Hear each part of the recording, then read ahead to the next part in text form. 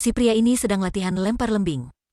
Tapi sudah memecahkan kaca rumahnya. Kamu lahir awalnya bukan untuk mengikuti Olimpiade, tapi setelah itu dia terus latihan. Karena mimpi terbesar si pria ini, itulah menjadi atlet Olimpiade. Kotak yang ibunya siap untuknya berisi medali. Tapi dalamnya hanya kacamata rusak. Ayahnya akhirnya tidak bisa menahannya lagi, mengantarnya ke pekerjaan untuk mengecat dinding. Tapi di halaman seluncur salju di samping pekerjaan, sudah menarik perhatian Eddie. Sejak itu Eddie sudah cinta ski. Dalam rumah juga mulai menggantung penghargaan.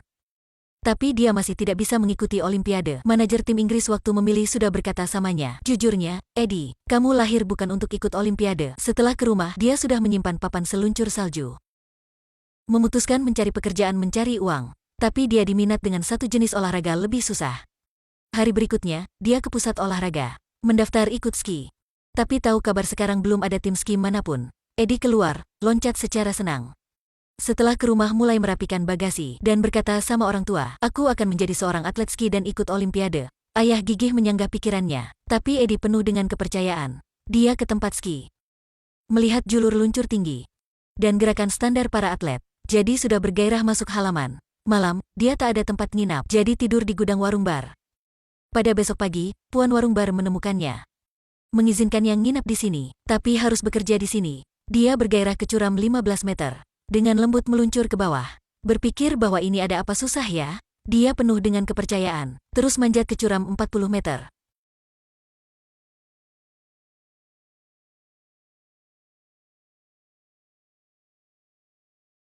Tapi dia tidak menyerah. Kali ini, dia terbang lebih tinggi. Juga terjatuh lebih sakit. 1 kali, 2 kali, 3 kali, 45.678 kali. Sudah menunjukkan apa dipanggil sempurna. Meluncur ski sudah menyusahkan aku ribuan kali. Tapi ku berperilaku samanya sebagai cinta pertama. Sampai dia ketemu dengan Bronson. Mengusirnya keluar. Dia juga tahu dari tempat Puan. Bronson pernah atlet talenta. Tapi akhirnya karena candu alkohol jadi pensiun. Eddie menemui Bronson ingin dia melatihnya. Tapi ditolak secara dingin. Eddie juga tidak menyerah. Muka tebal bersalamannya di halaman ski. Dia juga memberi Eddie satu saran. Lihatlah gerakan orang itu banyak kali. Orang itu sekarang adalah atlet kedua di dunia. Tapi tak lihat lebih baik. Dia baru berputar melihat kedua dunia sudah terjatuh. Dan bahkan jenis jatuh kepala ke tanah dulu. Jatuh sampai pingsan. Dibawa oleh orang lain. Bronson setelah mabuk, sudah mengajar Eddie teknik dan trik dari ski. Setelah itu memperkenalkannya kebahayaan curam. Kegagalan di curam 70 meter. Jika untung bisa pulih. Dan curam 90 meter jika berhasil itu sangat mantap. Tapi jika gagal akan mati. Setelah itu, Bronson ke curam 90 meter. Dia meluncur dari curam itu ke bawah. Menikmati rasa nyaman di bawah dari curam. Dia sudah melukis lengkungan indah di udara. Dan mendarat dengan sempurna. Melalui cara pimpinan Bronson, Eddie sudah menyelesaikan curam 40 meter. Setelah mendarat dia sangat percaya diri. Sangat ingin menemui Bronson. Ingin menantang curam 70 meter. Setelah ke halaman, Bronson hanya berkata satu kalimat, "Jangan jatuh mati." Setelah itu duduk di bawah curam. Eddie ke atas curam. Melihat ketinggian ini hatinya sedikit bingung. Dia ingin minta orang di belakang dorongnya. Tapi tidak hati-hati terjatuh. Tak luar dugaan kali ini dia yakin gagal. Hanya melihatnya jatuh sakit di salju. Kelembaman ketika luncur bawah membuatnya terus-menerus gulungan. Sampai dia ke bawah baru berhenti. Setelah itu digendong oleh orang lain secara mulia. Eddie berhasil membawa dirinya ke rumah sakit. Bronson tersentuh oleh pemberanian dan keinginannya. Memutuskan sebelum kompetisi mulai 1 bulan. Akan mengajarnya cara mendarat. Begitu dia akan bisa mengikuti Olimpiade.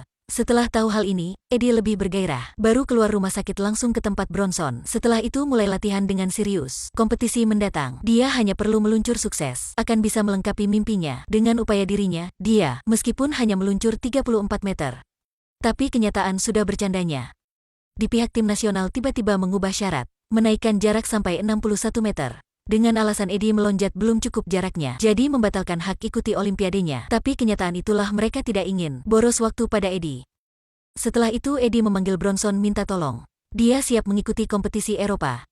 Eddie sampai di rumah. Pada waktu ayah masih tidur. Dengan diam mengemudi mobil ayah, Eddie mencari Bronson.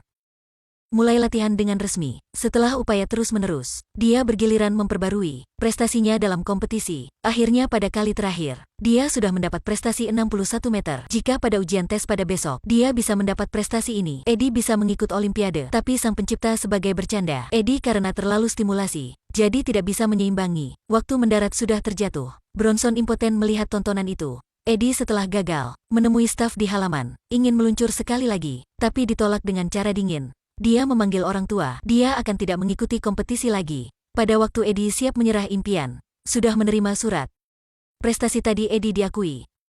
Dia stimulasi menemui Bronson untuk melaporkan dan merapikan bagasi untuk mengikuti kompetisi. Tapi Bronson berkata, jika Eddie mengikuti kompetisi hanya membuktikan dia adalah orang terendah. Memberiku waktu 4 tahun, aku akan membantumu. Tapi Eddie masih hasrat ikut kompetisi. Begitu, keduanya terjadi bertengkar. Eddie mengemudi mobil keluar. Dia sudah mengikuti Olimpiade musim dingin sebagai keinginannya. Orang di tim terpencilnya. Dia melihat prestasi 114 meter dari atlet Finlandia. Dalam hati juga ingin mendapat begitu. Akhirnya sudah kegilirannya.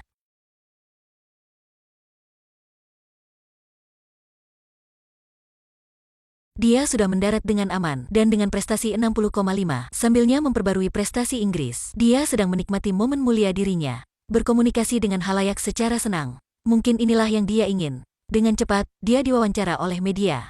Meskipun prestasi Eddie sangat buruk, tapi dia masih tenggelam dalam momen dipuji ini. Dia memanggil Bronson, ingin membuktikan pilihannya sudah benar. Tapi Bronson sudah berkata pada titik penting, berkata pada hal Eddie paling takut. Ketika mulai meluncur curam 90 dia akan dilupakan. Nikmatilah sedikit mulia tersisa. Eddie matikan HP. Ke halaman dengan diam melihat atlet-atlet meluncur dari curam 90 meter secara lembut. Setelah itu sudah memanggil wartawan. Mengakui kekurangan dirinya, juga menunjukkan sikap pada olahraga ski ini. Untuk membuktikan dirinya, dia memutuskan menantang curam 90 meter. Hal ini membuat Bronson sedang duduk di depan TV. Hampir tersedak, dia menemui Eddie, memutuskan mendukungnya sebagai yang lalu. Waktu Eddie ke atas curam sudah ketemu. Atlet ada prestasi tertinggi di dunia. Dia berkata sama Eddie, meskipun aku mendapat medali emas tapi masih upaya dengan sepenuh hati. Jika aku terus upaya, meskipun level terendah, aku juga senang. Eddie di atas curam. Dalam kepala hanya kalimat orang tadi. Berkat staf mengingatkan, dia baru fokus lagi. Dia begitu meluncur ke bawah. Dari curam 90 meter, curam ini lebih tinggi, luncur lebih cepat. Kesusahan juga naik beberapa kali. Dia mencoba menyeimbang, menjalankan betul gerakan. Loncatnya juga membuat semua orang terkejut. Tapi waktu mendarat, punggungnya hampir menyentuh tanah. Untungnya dia sudah berdiri. Prestasi ini diakui. Dia sudah memperbarui prestasi Inggris. Tapi tantangannya belum berakhir. Inilah film dibuat dari kisah yang nyata. Makna Olimpiade, bukan menang kalah tapi itulah dari proses pengikutan. Makna kehidupan orang, bukan menang kalah tapilah hal upaya.